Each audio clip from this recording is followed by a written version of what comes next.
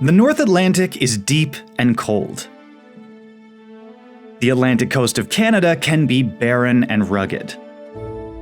But right where the two meet is a narrow strip between the high and low tide lines where nutrients from the sea wash up at the shore and life blooms around them. It's a weird combination of high biodiversity in surprisingly harsh conditions. It's called the Intertidal, and it's where we're going to be poking around.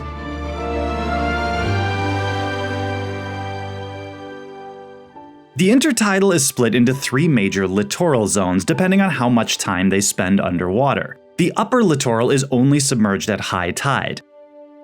The mid-littoral has regular periods of both submersion and exposure. And the lower littoral is submerged most of the time. There's also the supralittoral or spray zone, which as you might guess is only splashed but never submerged by ocean water except in storms or exceptionally high spring tides.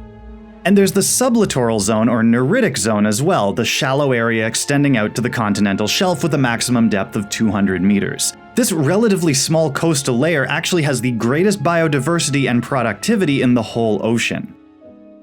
We're going to be spending most of our time in the mid and lower littoral zones, the place where receding tides can give you a glimpse into that undersea world. But in Canada, you happen to be able to explore an expanse of the neritic zone on foot, thanks to the Bay of Fundy, home to the highest, or if you like, lowest tides in the world.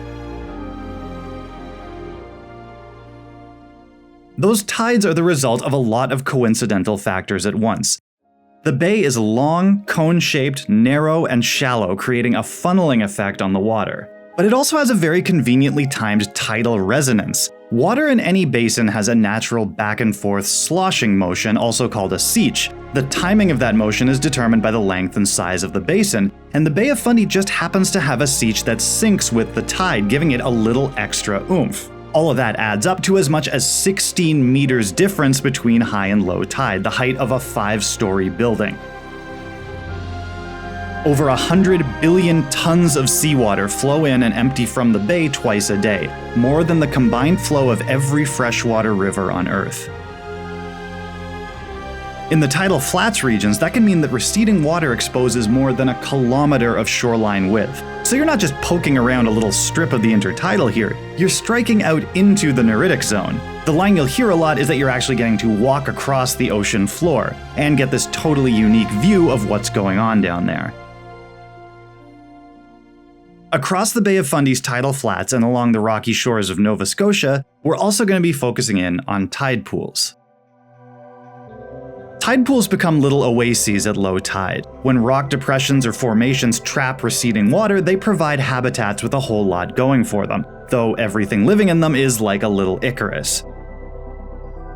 The foundation for almost every ecosystem is energy from the sun.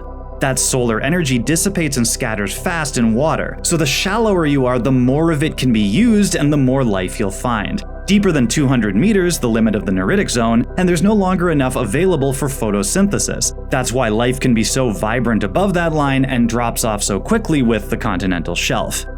By that perspective, it doesn't get much better than a tide pool, the shallowest you can be while still being underwater. Of course, you're constantly risking that solar energy overpowering your ecosystem by overheating the water or evaporating it completely. But if you do get into that Goldilocks zone, you're in luck. You've got water to keep you going until the tide comes back in, the rocks give you natural protection, and you have a very reliable food delivery service. Every time the tide returns, it brings you a new smorgasbord pulled up from deeper water.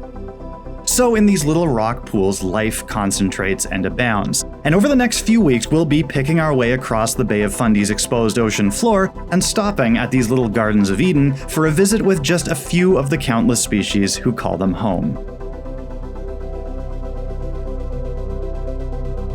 If you're enjoying these videos, consider throwing me a few bucks a month on Patreon. It is the best possible thing you can do to ensure that they will keep coming.